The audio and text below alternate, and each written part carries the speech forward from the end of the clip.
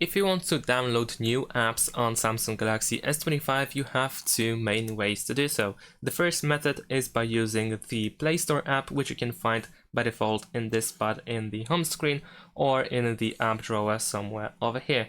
You will need to use the Google account in order to be able to access this app, but of course it is completely free besides that. In order to find apps, we can use search at the bottom of the screen, then tap on the search field at the top, and then we can enter the name of the app that we wish to download. So let's say I'm gonna enter this name, Speed Test. Then you can select the app that you are looking for and press install. And then once it is done, you should be able to also open the app or cancel the download. We can also go to apps category where we can find some suggestions.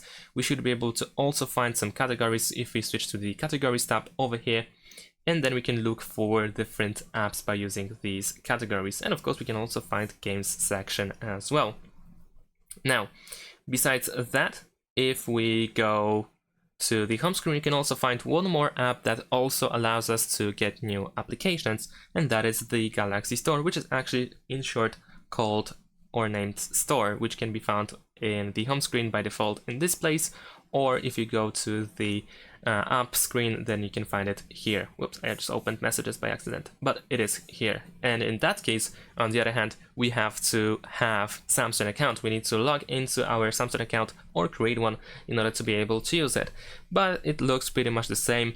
We have a bunch of games that we can find. We have apps as well. We can use this icon in the top right corner in order to search for something, and it looks pretty similar. So if you find an app that you wish to use, then let's say we're gonna choose this one, then at the bottom you will find the install button. And of course all downloaded apps can be found in the apps screen by default, and that is all. Thanks for watching, leave a like and subscribe to my channel, and see you in my next videos. Bye!